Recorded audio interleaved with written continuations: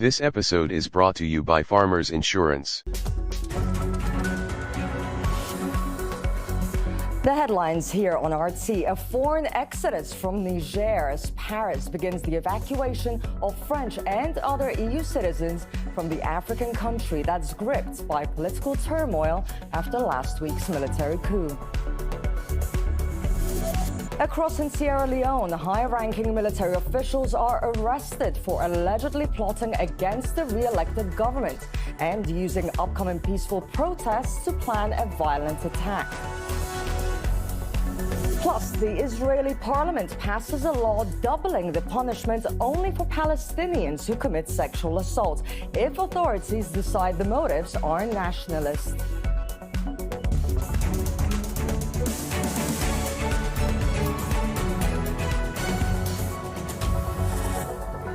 Our turf. Echo. Power on. And on. For 25 years, Consumer Cellular's goal has been to provide wireless service that helps people communicate and connect. We offer a variety of no-contract plans, and our U.S.-based customer service team can help find one that fits you. To learn more, visit consumercellular.tv. Some things just make you feel more alive than others.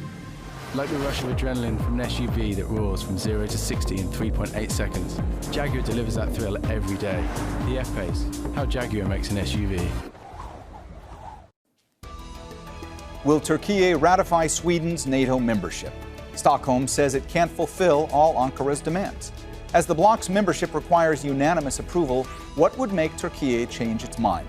And what does all of this mean for NATO's future? This is Inside Story.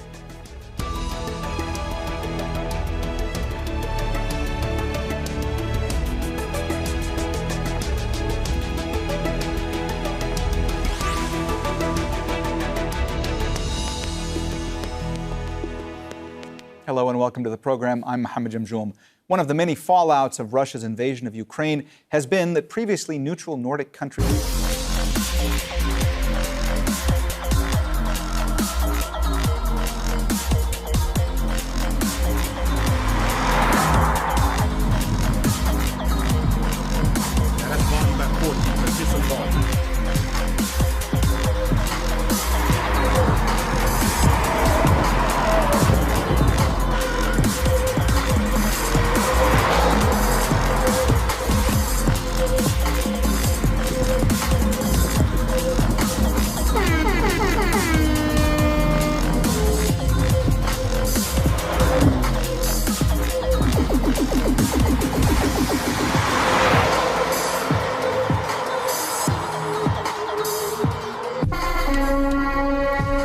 So setting off here in the 2023 Integra. So the first thing you notice about this, well, you have a really nice low seat. I'm driving the Turbo S version here right now, and so this one has the inline 6 turbocharged engine, 3.3 liters, and it's very rare that a car has so many new things on it. You know, this is a brand new engine for Mazda, a brand new transmission for Mazda, a brand new platform and layout for Mazda. The engines are now longitudinal as well, and so many big changes. So the first thing you notice about this, well, you hear a nice inline 6 sound, and you know, it's something, if you're familiar with a BMW with an inline 6, you know, it has some familiar traits there for sure. Aside from the engine though, the other basic things you notice here in the CX-90. So first off, you know, it is a tiny bit wider and a tiny bit longer, but honestly it feels pretty similar to the size of the CX-9 from my recollection. It's been a couple of years since I drove a CX-9, but very, very similar, and visibility is really great, just like how it is in the CX-9. You know, you have a nice large windshield, nice thin A-pillars, great view out of the sides. You got the door mirrors there off onto the doors, not on the A-pillar, so great visibility there, and view out of the back is pretty good in typical three-row crossover fashion. And other things here, so you'll feel that the steering is a nice weight. Now, it doesn't change between different drive modes or anything. It's always just the one setting. Mazda likes setting things up for like one good setting. Same thing goes for like for auto response and stuff like that. But I mean, what you can say is just that it's just really direct feeling steering. This has a front steer setup, and I won't get into all of the changes because there's a million and one little changes here they made for this vehicle, but basically the steering rack setups, you have better steering feel and just better overall performance from the steering as well. And so it just means you have really great steering. But I also like, it feels a little lighter than the CX-50 to me, which I think was a little too heavy for my personal taste. It was a little overboard for a crossover, I think. This really seems to be the sweet spot. It really feels so good.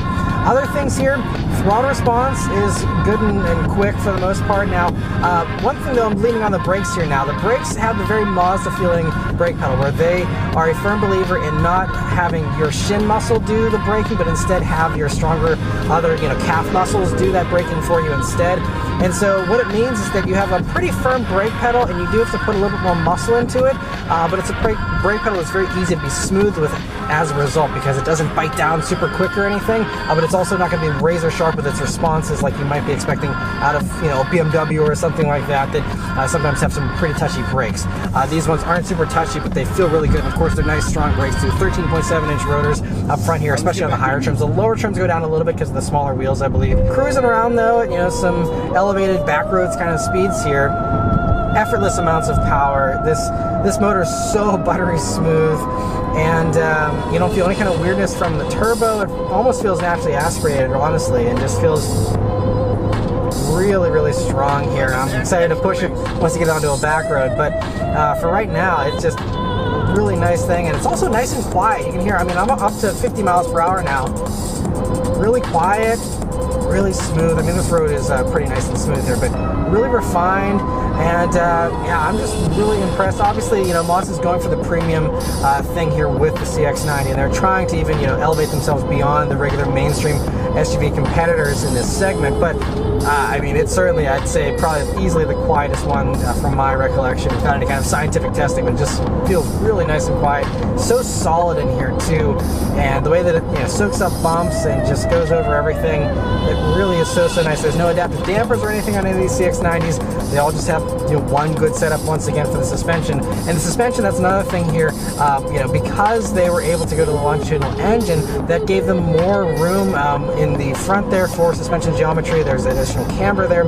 And also what it means is that you have a smaller turning circle than the CX-9. So maneuverability will actually be much better here compared to the CX-9 as a result. So, it's not a drastic thing. It's not like you have four-wheel steer or anything like that, but it still is going to be a nice improvement because, again, they just had more to work with. Same thing in the rear there. It's better handling. It puts the power down better. It's better for towing. All those things. This motor with the Turbo S here, you can tow 5,000 pounds. Means the plug-in hybrids are going to be 3,500 pounds. All the things just get improved whenever you go to this rear-biased all-wheel drive system. Now, here in the States, we only get all-wheel drive systems for these vehicles, so it just means that you're going to have very confident traction. It does put power to all four wheels, depending on the load and the setup and the kind of driving conditions you're in. But I put it up into sport mode here, and let's turn down onto this back road and see how it does. And here we go. Alright, took it a second. Listen to that! Oh, that sounds really nice! Very good sound from this inline six. Yeah, that's awesome. So it's a really unique sound. It doesn't sound just like any other inline six. It's got its own unique tone and feels really good. So it's a 3.3 liter inline six turbocharged engine. It has 340 horsepower, 369 pound-feet of torque here in these top Turbo S versions, and that's on 93 or 91 octane gas. Whenever you go down to the 87 octane, which it can run totally fine, and we just knock you down to 319 horsepower instead. And so it's a very good amount of power, and so the plug-in hybrid also will match that power on regular gas. And whenever you put premium in that, it's only 323 horsepower, but that'll match the torque identically at 369 pound-feet in that one as well. And then in the lower versions, you'll get the same motor here, but it just runs less boost, so it does 280 horsepower and 332 pound-feet of torque. And there's no 0 to 60 times listed for any of these motors. Mazda doesn't really like talking about 0 to 60 times. They prefer to focus more on the G that you feel whenever you accelerate. But it's very, very quick. I'd say, my guesstimate here, just seat of the pants, is it's somewhere, around a 6 second, 0 to 60, something like that. And I actually did drive the plug-in hybrid earlier this morning, and I will say that with the electric punch feels a little stronger off the bat. You'll see that reaction in a minute here, but driving this one after that, I think that actually feels a little faster from a dig, but then this one has a really nice, amount of power delivery here in these upper RPMs especially. But Yeah, and so it's running through this 8-speed automatic transmission. This is a brand new Mazda transmission they built in-house, and this transmission is interesting. So it uses a wet clutch, so there's no torque converter, but this transmission is a multi-clutch type of situation. There is various clutches and it's planetary, and it's got a bunch of stuff. It's similar to the 6-speed automatic that Mazda used to have and still uses in other products, but has obviously some other changes and improvements. They throw the torque converter, which also gives you more interior space here because it's a very compact design for this new transmission. And so as far as the performance of it goes here, I'd say it's nice and responsive. I'd say that reaction times and feeling are actually pretty similar to the 6-speed. And so if you're familiar with, like the 6-speed and the CX-9, you will probably be pretty familiar with the way this transmission is going to probably react. It's very similar tuning, in my opinion, with the way they set that up. And we'll go ahead and try some manual shifts. We do have some traffic here, so I'm not going to be able to go crazy. But, all right, we're in first. And just doing like half throttle stuff. Okay, now we got some traffic opening up here. We'll go down to second. See, a little slow with the downshift. This is, again, a 3-row family crossover, so I'm not expecting sports car performance. But if you are someone who's used to like BMW shift times and there's the F8 speeds, this is slower when you're doing manual shifts. Probably a small subset of people actually even use these paddle shifters, but if you are one of those people, just know that the shift times are pretty similar to the other Mazda products with the 6-speed automatic, just the way that it feels to me here. The important thing though to note is when you see that there's no torque converter, you might be nervous, like, oh no, does it feel like a dual clutch in traffic with the way, inching up and things like that, but it's not unsmooth in my experience so far, and I'll keep an eye out for it during the rest of my drive here this afternoon, but it seems to be really smooth, just as smooth as a normal torque converter automatic. All right, so now we've got some good corners here coming up. We can test out the suspension a little more. And one thing with this wheelbase being 7.5 inches longer than the CX-9 gives you a much more stable and planted feel just right off the bat. And also one cool thing is they also transferred over the kinematic posture control technology that was originally introduced last year on the Miata. That now is present here on the CX-90. So what that will do is break an inside rear wheel in order to give you a little bit of a better handling feel and a little bit of better cornering. And so on these corners here, we got some nice high speed limits too, and we've got a tight one coming up here in a minute. But we'll be able to test out the curb weight because here for the Turbo S versions, one of these fully loaded ones is 4,899 pounds, so basically 4,900 pounds. All right, so now we got some really nice tight corners coming up. We can really push this a little more and see how it feels. It feels really, really nice. Now, obviously, you do feel the weight. You are in a large vehicle. There's no mistaking that. This isn't going to feel like an Alfa Romeo Stelvio or anything like that because this is a lot bigger and heavier. But as far as 3-row crossovers go, again, I think it is top notch.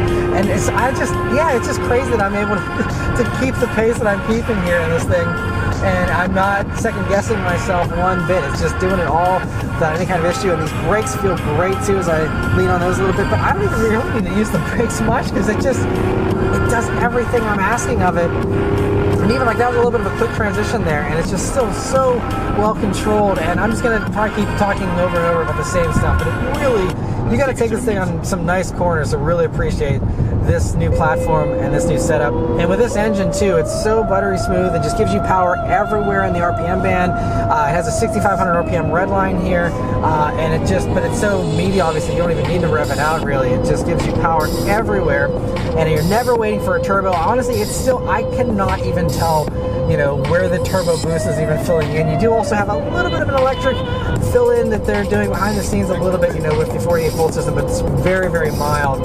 You do feel more of that in the plug-in hybrid for sure. Some other things that help the handling are a 2-inch wider track, roughly, compared to the CX-9. So that's going to also give you some extra handling chops. You also, by the way, have 275 wide tires here on these upper trims. They go down to 265s on the lower trims, but here for these higher trims, most of the trims have 275s here, just normal like crossover tires. So I mean, even if you had a sporty tire on this, I think it would be even better. But even just with ordinary tires, it's just the fact that you have this platform that is just so good.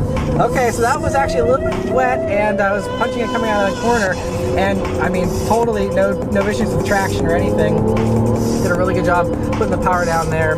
And I also like that in sport mode here, the transmission is figuring out, it's seeing the higher G's and figuring out that I want some higher RPMs because I'm doing some dynamic driving, and so it's giving me those right, more aggressive gear setup and, holding these gears.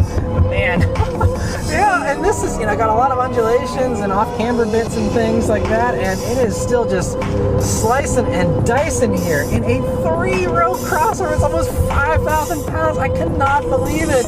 But yeah, this is really impressive, man. This is the advantage you get of going to this kind of platform. This is the kind of stuff that Acura and them wish they could do. And I don't know how Mazda justified this new platform from a cost standpoint, because it was not cheap, I'm sure, to do a brand new engine, brand new platform, completely switching, the direction of the engines and everything else. I mean, so many big, expensive changes, and they justified it. And I gotta just take my hat off to them, because it certainly makes for an impressive vehicle that I think is going to become the benchmark for definitely everything else that this competes with, and even the stuff that's way more expensive than this. It's going to be just really an interesting homework assignment for all the other car companies, I think, about what you can do. Oh man, this is impressive. Okay, so I actually felt, I think, the kinematic posture control there, because I could feel that it was giving me some extra little assistance there when I needed it, punching it out of that one corner there. But it is... Yeah, if you're an enthusiast, like Cliff Notes, if you're an enthusiast, just get one of these. Don't even crush up any of the other stuff, because I can tell you, everything else that I've experienced, at least, that even is close to the same price as this, and even stuff that's way more expensive, does not feel as good as this. It's not even close. This is like an easy win for the Mazda, in my opinion. Not even a tough competition at all in my mind. Hands down, best thing. And I mean, this engine too. I mean, if you go for the base version of the inline 6, you're getting an inline 6 with a turbo.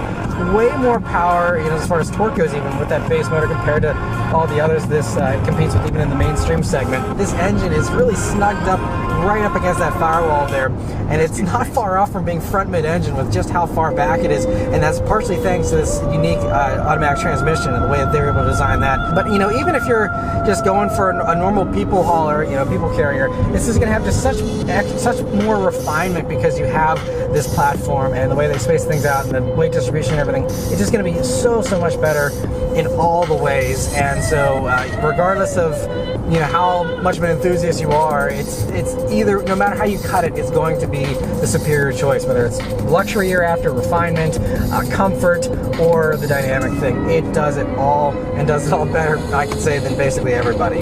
Alright, so setting off here in the plug-in hybrid version of the CX-90. So I'm starting off in electric mode here, and so this allows me to test out the electric range here. It does state about 26 miles of electric range, I believe, and so as far as the electric version goes here, I mean, it feels really nice in this electric mode. It will be pretty dedicated to basically staying in electric mode unless you hit the little kick down button there on the very bottom of the gas pedal when you're totally floored. That will kick you out of that EV mode and then put you back into normal mode. So you have to make sure that you go back in and then manually select EV mode again to put yourself back in that electric mode. But once you're in that electric mode, as long as you're not going totally flat to the floor, otherwise it's going to give you...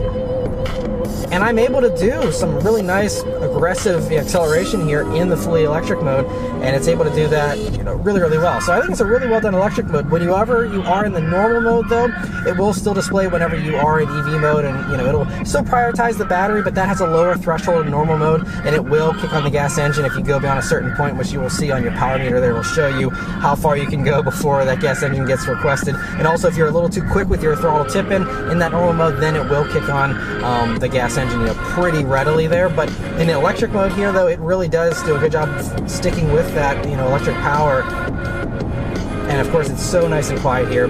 But we're coming up some corners here, and so I'm going to go ahead and put it into the sport mode actually, and this will kick on the gas engine as well as giving you that electric boost to give you the maximum performance. I love how it changes the gauges as well here, so you have a much sportier look.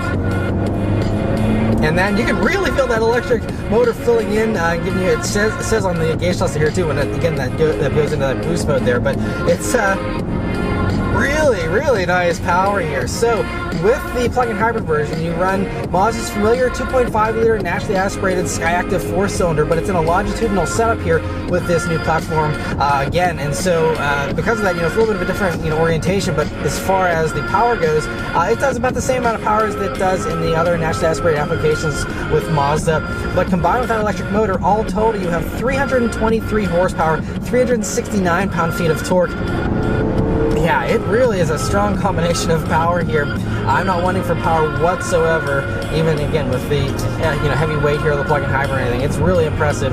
And by the way, this battery pack is a 17.8 kilowatt hour battery pack. It's also important to note that whenever you are in the electric mode, it is still providing power to all four wheels. And even if you run out of power from the electric motor, you're still going to have all-wheel drive. So unlike some of the others, and despite that extra weight though, the plug-in hybrids have the same brakes. But let's turn down onto this back road here and see how it does. And just leaving it in sport and drive, here we go. Oh man, made my water bottle fall out of the cup holder there. Wow. And listen to that engine. That little 4-cylinder sounds really good. Wow, yeah, it is an impressive amount of power here in this thing. So there's really no compromise, honestly, aside from the different sound. But other than that, I mean, it's a different character, but with this electric motor being so strong and that 2.5 gas engine always being a nice, torquey, strong motor on its own, I love how it's so eager feeling too, especially here in sport mode. But it just feels so good in all the modes here, honestly. I'm just so impressed with the way this thing drives. And once the battery is depleted, it will always leave about a mile of range left in there, so that it will give you some electric boost still if you need that, and always wants to keep that in reserve. But otherwise, it'll just be like any other hybrid where, whenever you're letting off of the gas and slowing down, things like that, it can kick off the gas engine, go back to that electric mode, but then you don't have any actual electric propulsion, again, until you either charge the battery with the charge mode or by plugging it in. But because it keeps that reserve of electric power, it means that even whenever you do run out of electric battery power here, it still has plenty of punch, even though you are just running, a 4-cylinder engine here. Again, if you put your foot to the floor, that boost still does come on and give you that extra oomph. But otherwise, this engine is still totally sufficient for normal commuting. And I also have to add that whenever you're just cruising on the highway in the plug-in hybrid, it really is nice and quiet, especially if you can keep it in that electric mode, which it can do totally fine. We're doing 64 miles per hour right now, and we're even climbing a hill, and it's just using the electric motor here, and it's so nice and quiet. That combined with just the great sound insulation you have here in the Mazda CX-90 in general, like we just passed an 18-wheeler and you barely heard it. It's so refined, and the electric component here in the plug-in hybrid just even adds to that. And now just cruising out on the highway here in the Turbo S, it's really nice and refined, and I mean, you hear the engine a little bit, but you hardly hear it. So honestly, it's basically just as quiet as the plug-in hybrid version, in my opinion, and just how good it is. And one thing that this does have over the plug-in hybrid version, even the limited version of that, is this steering assist. And so as far as safety tech goes here, all of these come really well equipped. So any CX-90 is going to get automatic emergency braking, blind spot monitoring, rear cross traffic alert, and radar adaptive cruise control are all standard features, along with a few other ones, but those are the main ones that are all standard. But some of the more advanced stuff, like it now has all CX-90s do have more advanced cameras and sensors now, and so those things will help it to just interpret everything going on a little bit better. And so you'll be able to see, like, for example, it visualizes really well here on the screen of the gauge cluster. Whenever you turn on the cruise control, it'll visualize what it's seeing around it. It even will show you how the road's curved and how it can see that the road's curved. And so it means that for these Turbo S trims, you get the option for this steering support button, which you don't get on the plug-in hybrid. And so that will do some more automated steering for you. Now, it is still a hands-on system. You still have to be paying attention and be doing the driving yourself, but it does do some really confident steering assist and really does help you. And so it'll make some of those micro corrections, so you're not having to worry as much about those on longer drives. It'll give you a little bit less fatigue with some of that assistance. But whenever you go for a plug-in hybrid or one of the lower trims that don't have the steering assist, you still do have the basic stuff. But if you don't go for one of these top Turbo S trims, though, it's just going to basically be a lane departure warning. It does have some kind of lane keep. Well, that depends on what your needs are. If you need enough cargo room for a refrigerator, the ability to tow a horse trailer, and four-wheel drive, these are not the vehicles for you. But if you just need reliable, economical transportation with a dash of fun, then one of our crowd of compact sedans could be your next automobile. We'll start out with the most eagerly anticipated member of our group, the all-new 2001 Honda Civic. More stylish, but actually a hair smaller outside than last year, the new Civic has significant changes that belie its conservative styling. A new platform and McPherson strut suspension push the wheels further out to the corners. This allows the typically efficient, now Accord-styled cabin to grow. You really notice the extra room in the rear seat with its flat floor and almost 2-inch gain in legroom. Trunk space also jumps to 12.9 cubic feet. To motivate America's favorite small cars are larger 1.7-liter 4-cylinder engines. DX and LX trim ratings are 115 horsepower and 110 pound-feet of torque. Our EX VTEC delivers 127 horsepower and 114 pound-feet of torque. Fuel economy is excellent at 32 city and 37 highway. That's with the slick new 5-speed manual transmission that allowed runs to 60 in 8.4 seconds. Handling is typically Civic, hardly race-ready but quite competent with crisper steering than before. Ride is much improved. However, brake feel was not very consistent from run to run, but stops from 60 averaged a stable 130 feet. ABS is standard on the EX.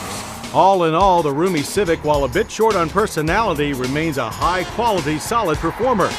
Civic prices start at $13,400 for the DX sedan, and EX, like our test car, costs $17,350. So Civic is a solid value as well. To challenge the Civic's popularity, Nissan has released an all-new Sentra for 2001. Looking much like its big brother, the Maxima, the new Sentra is larger and more refined than ever before. It also boasts more power. Our top-line SE-grade test car packed a 2-liter twin-cam 4-cylinder that makes 145 horsepower and 136 pound-feet of torque. Fuel economy is rated at 24 city and 31 highway, the Group Low. But with a firm shift 5-speed manual, Sentra hits 60 in 8.3 seconds, a hair quicker than Civic. Handling, however, is a full step above the Civic's. It's sharp and precise despite a twist beam rear axle. Brakes performed well too, averaging 115 feet from 60, but unlike Civic EX, ABS is optional. Out on the road, the Sentra, like the Civic, delivers a more refined ride than one expects in this class, feeling far more mid-size than compact. The Sentra's interior is trendy, very attractive, and well laid out, but some of the plastics were low rent. The Sentra is smaller inside than Civic. Most notable is the 2 inches less rear legroom. That's important for commuters. And the 11.6 cubic foot trunk also comes up short against the Civic. Pricing, however, beats the Honda hands down. The base Sentra XE starts at $12,169, while our SE test car starts at $15,419. In sum, the 2001 Nissan Sentra has sharp looks and handling and the refinement of a larger car at very reasonable prices. If, however, you prefer something with real spunk, check out the Dodge Neon RT. Derived from the Neon ACR production racer, the RT delivers race-ready hardware and a stylish package that screams youthful enthusiasm. The RT's 2-liter Magnum single-cam 4-cylinder pumps out 150 horsepower and 135 pound-feet of torque, making it the most powerful engine of the bunch. Fuel economy is 28 city and 35 highway.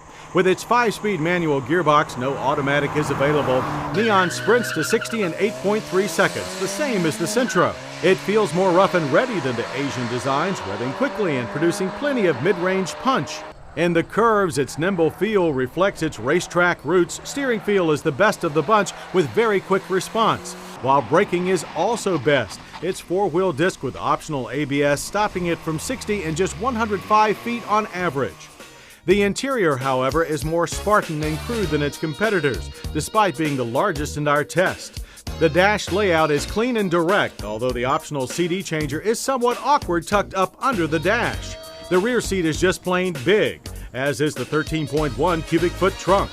Neon sedan prices start at $13,275.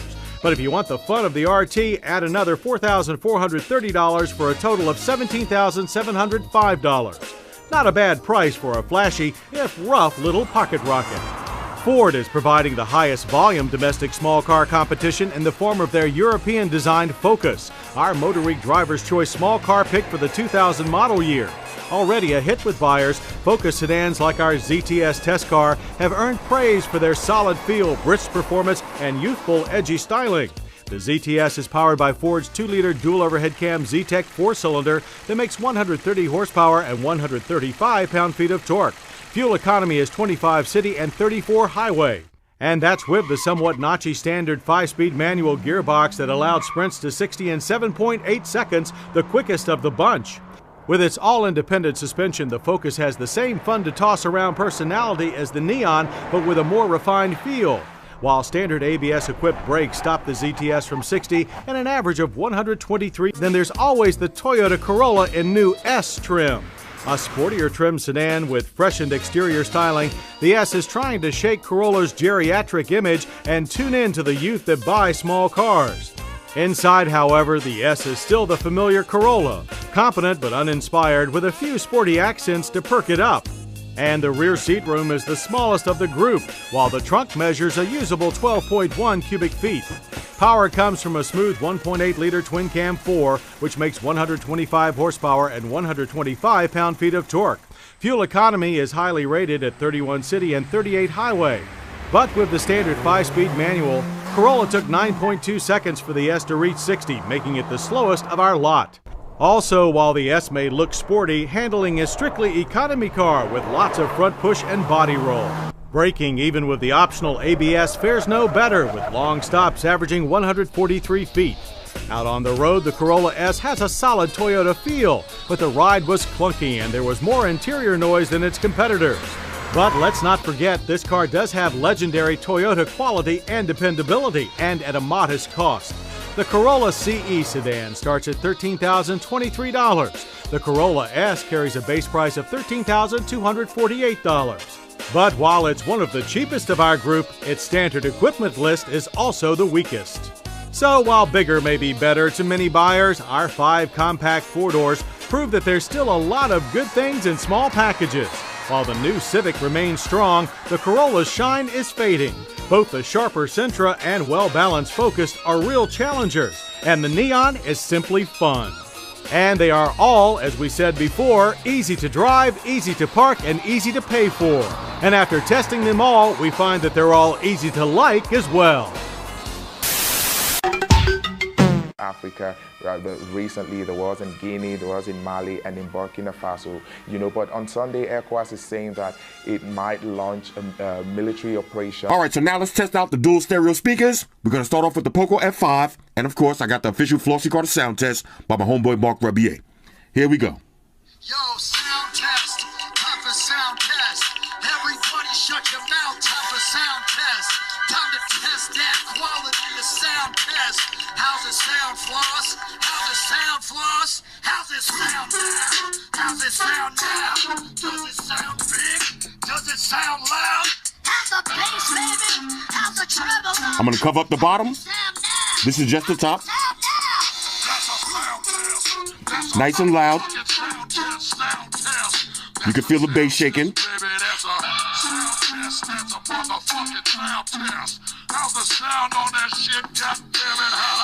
Excellent speakers for under $400. Now, for the Poco F5 Pro, same thing. Yo, sound test, time for sound test. Everybody shut your mouth, time for sound test. Time to test that quality of sound test. How's it sound, Floss? How's it sound, Floss? How's it sound now? How's it sound now? Maybe a slightly bit louder. Let's cover up the bottom. Here's the top. The top speaker sounds a little louder.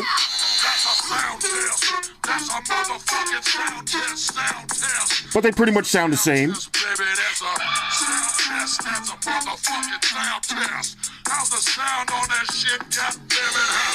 I would say the speakers sound great on both of these devices. All right, so now let's take a look at the displays. Now remember, with the F5 Pro, you're getting a higher resolution. Let me start these at the same time.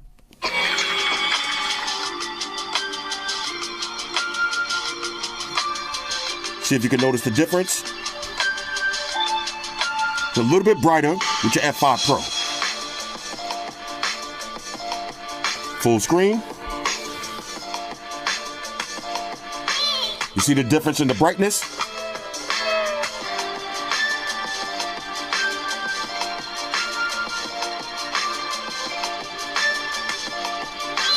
Now with your F5, nice viewing angles on this. F5 Pro, better viewing angles. Okay. Both look great though. Let's keep it moving. All right, so let's try a little gaming. Now we got Asphalt 9 queued up. We're gonna start off with the Poco F5. Here we go. Shoes just popped up. Shoes be trying to make me lose these games. All right, here we go. Okay, no lag. Running nice and smooth. Do a little 360. Let's hit that ramp. Look how the game is running. If you're buying this phone, for a little kid, this is what they're going to be doing, and they're going to be loving it. Okay, now let's switch over to the F5 Pro. I will say the speakers definitely sound a little bit better now that I'm paying a little closer attention. Okay, back up, my bad. Back up. Let me get to that ramp. Let me get that ramp. I'm going to try the 360 land. I'm going to try the 360 land. There it goes. There it is. No lag at all. Let me get a W real quick. And there it is. Okay? So you're getting more features with the cameras on the F5 Pro. All right, so take a look at these test pictures and videos for yourself. We're going to start off with the Poco F5.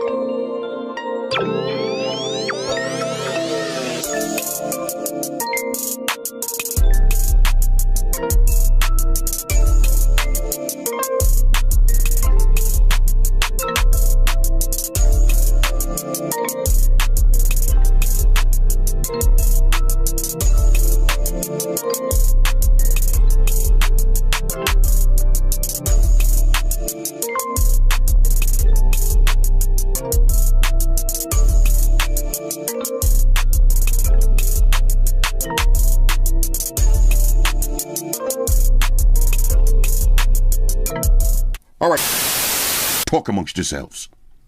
All right, so before we check the sound quality, let's take a look at the lights. Now, you got two different colors. You got campfire and soft white. So we're going to start off with campfire. I'm going to use the wheel on the top. This is minimum brightness. Okay, so it kind of looks like a lantern. Now let's increase it more, a little bit more. And here's max brightness. Look at that. This is nice and bright. Now watch this. I'm going to turn it down some. Now let's switch over to soft white. And this is if you want even more light. Here's maximum brightness. Now I'm sitting down here in complete darkness, and you can actually see it's lighting up the room. If I wanted to read something, I could easily read it. Now, depending on the size of your space, you might want to get two of these, and look how much more light you get.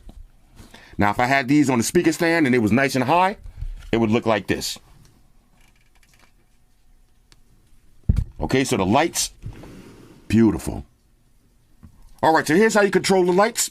You see that little light button on the top? You just press it once. That's going to turn it on. Now you can cycle between soft white and campfire. Now you use the wheel on the top to make it brighter or dimmer. And if you want to turn it off, just long press on the light button. Just that simple. Now, if you want to use the speaker as a power bank, all you got to do is power it up, plug in a USB-A cable, grab your device, plug it in. Now, to pair up the speaker, real simple. You're just going to hold down the mode button for about 2 seconds. You're going to hear a little beep. That's going to put the speaker in Bluetooth pairing mode. Go to your phone's Bluetooth menu and select the Me for Wild Camping. All right, so let's play some music. Now, I'm going to start off at 50% volume. Here we go.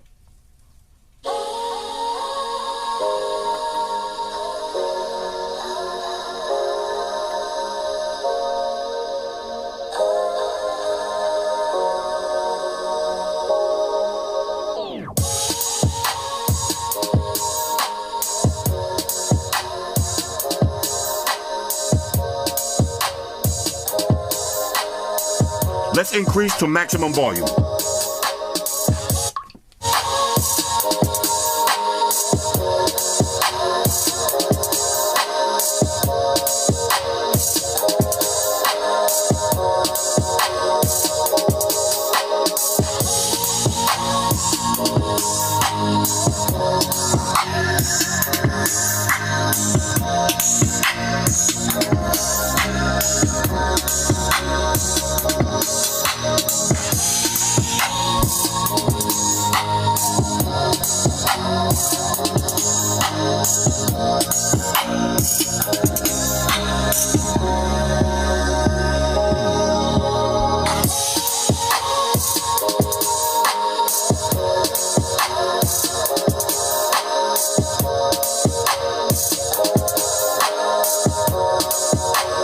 Now, no matter which way it's facing, everybody's going to hear the music the same. Let's try another song.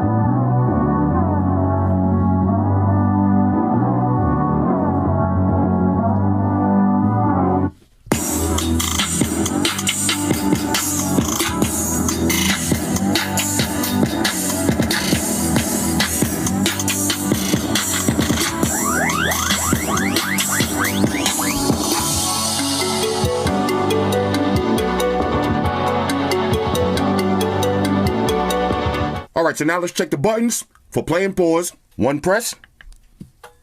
Now, if you want to skip to the next song, long press. Shout out to the Google Gangster.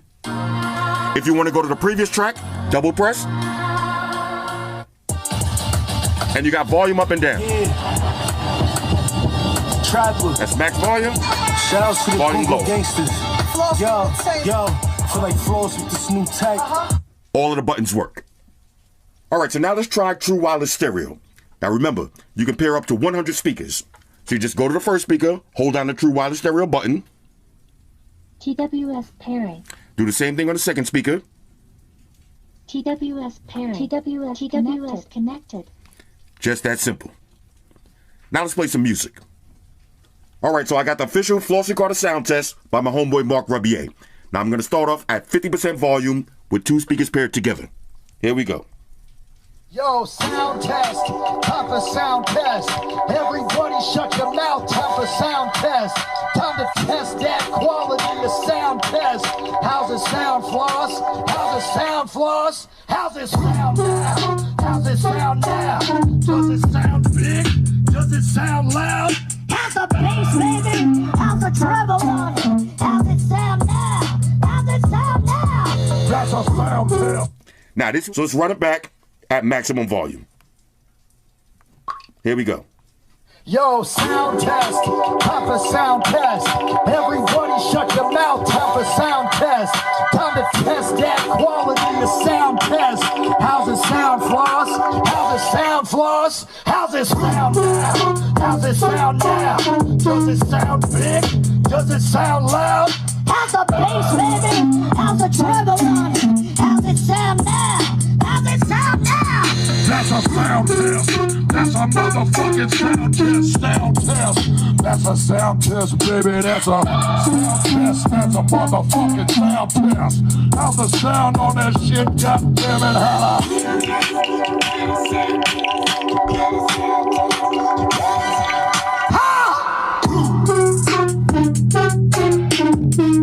How's the sound, white shoes? How's the sound on it?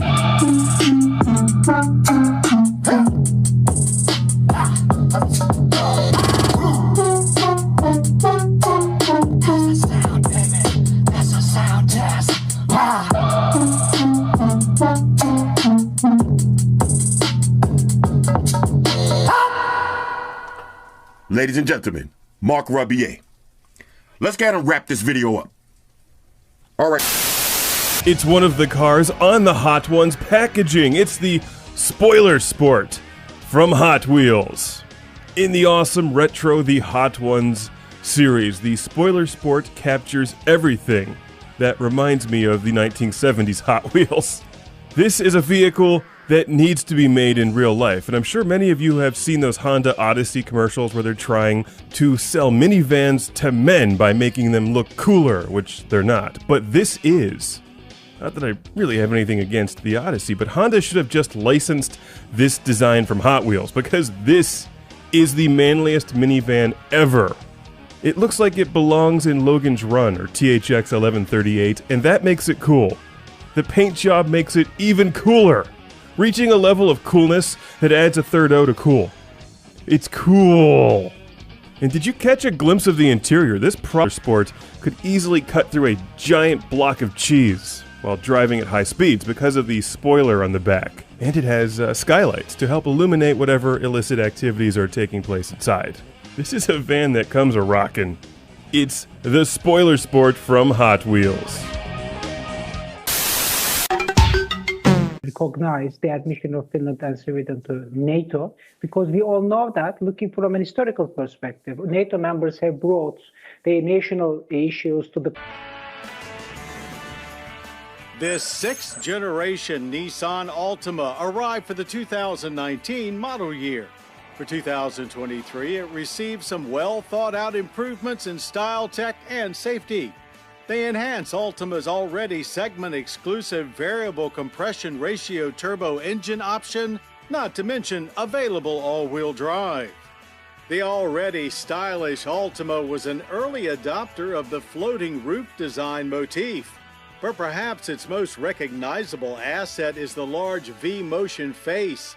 It's upgraded for 23, with the grille taking up even more real estate, complete with a standout version of the Nissan logo. This SR trim features an even better take on the theme with black chrome trim and unique grille pattern.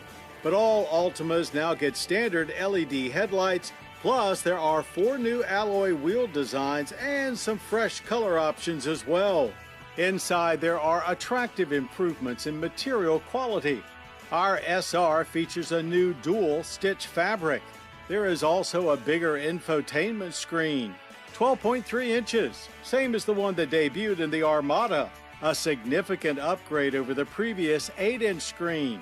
It's not only bigger, but much clearer and allows for full wireless connectivity of Apple CarPlay. But in a surprising move counter to most of the current car culture, Nissan is actually eliminating their top platinum trim in the Altima for 23. Our take, most still see Altima as a practical family or business workhorse. The zero-gravity front seats remain as comfortable as advertised. There is plenty of both head and leg room in the back seat for adults. There are no changes to powertrain offerings. Standard is a 188 horsepower 2.5-liter i4, to which you can add all-wheel drive. And exclusively front-wheel drive is the variable compression ratio turbo 2-liter 4-cylinder that arrived in 2019. This VC turbo system improves both acceleration and fuel economy and is rated at 248 horsepower and 273 pound-feet of torque. Xtronic CVT with both engines, however. Standard paddle shifters here in the SR trim in case you want to act like you're fully engaged in the process. No need for such things for our test track acceleration run. Just floor the pedal and enjoy this VC Turbo's ride. While not overpowering, there was a surprisingly speedy scat off the line. We hit 60 in a fine 6.4 seconds. The CVT kept power delivery very consistent, joined by, of course, extended periods of exaggerated engine noise. Quarter mile completed in 14.8 seconds at 98 miles per hour. Even with no AWD here in this SR, it's where you want to be if handling is your priority, with unique chassis tuning, 19-inch wheels, and intelligent trace control, which uses selective braking for corner rotation. And it all makes this family sedan great fun through the cones. Lots of grip, good steering feel, very little body roll, and virtually no understeer. In braking runs, we experienced quite a bit of ABS pulsing through the very firm pedal, but stops were straight with fade-free results of just 110 feet from 60. Government fuel economy ratings for the 2.0 turbo are 25 city, 34 highway, and 29 combined. We averaged a very good 31.6 miles per gallon of regular. That's a slightly better than average energy impact score too, with 10.3 barrels of annual oil consumption and 5.1 tons of CO2 emissions. More good vibes when it comes to pricing, as the Altima starts at just $26,585, topping out with this VC turbo-equipped SR for $36,285. While not quite an underdog, the Nissan Altima, especially in SR VC turbo form, is surely an underappreciated sports sedan hiding in family car clothing. For 2023, it not only gets a sportier looking wardrobe, but upgrades in tech and safety that make it more of a stalwart sedan contender than ever, and one that no car buyer should overlook. Well, that's our show. I hope you enjoyed it. Now, for more Motor Week, including daily news updates, podcasts, and even complete episodes, cruise on over to pbs.org/motorweek. And I hope you'll join us next time, when we'll see if the all-new Dodge Hornet is worthy of all the buzz. Then we'll turn and burn in another performance EV, the Kia EV6 GT. Till next time, I'm John Davis. We'll see you right here on Motor Week. To learn more about Motor Week, television's original automotive magazine, visit pbs.org/motorweek. To order a DVD of this program, call 1-800-873-6154. Motor Week has been brought to you by in the bid to return President Mohamed Bazoum, you know, to power. Platform of the alliance whenever any particular topic came to the agenda. Let's to thank one of our sponsors, Farmers Insurance. I've seen this movie before. You have? Sure. This is the part where all is lost and the hero searches for hope. Then a mysterious figure reminds her that she has the Farmer's Home Policy Perk guaranteed replacement cost, and that her home will be rebuilt regardless of her limits or if the cost of materials has gone up.